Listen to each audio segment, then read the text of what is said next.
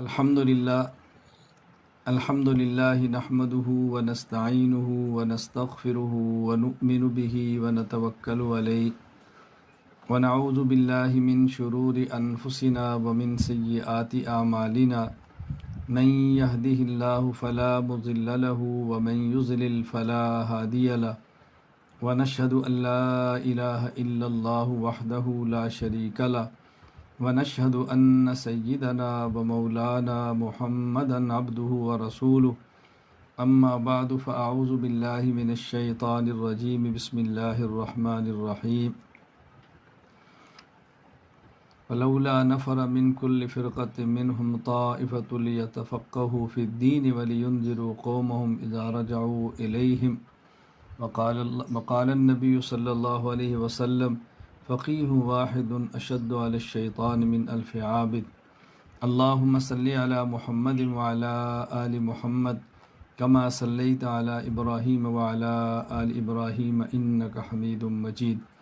اللهم بارك على محمد وعلى آل محمد كما باركت على إبراهيم وعلى آل إبراهيم إنك حميد مجيد۔ تخصص فی العقائد الاسلامیہ کا ہمارا سبق اصول فقہ پر ہوگا۔ یہ بات اچھی طرح ذہن نشین فرما لیں، قرآن کریم بنیاد ہے ہماری شریعت کی، اور قرآن کریم کی بہترین تفسیر اور تشریح و حدیث مبارک ہے۔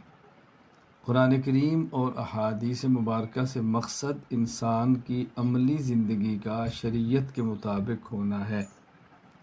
شریعت کے مطابق عملی زندگی گزارنے کے لیے ضروری ہے کہ انسان کو شریعت کے احکام اور مسائل کا علم ہو،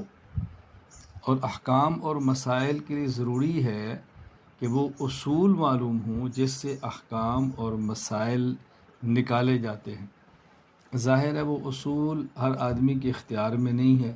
تو احکام اور مسائل کو قرآن کریم اور حدیث مبارکہ سے نکال کر دینا بھی ہر آدمی کے اختیار میں نہیں ہے۔ تو کچھ ایسے اصول ہیں کہ جس سے احکام اور مسائل کا استنباط کیا جاتا ہے، استخراج کیا جاتا ہے، ان کو قرآن کریم اور حدیث مبارکہ سے نکال کر امت کے سامنے پیش کیا جاتا ہے۔ وہ اصول ہیں اصول فقہ، جو ہمارا سبق نہایت اہمیت کا حامل ہے۔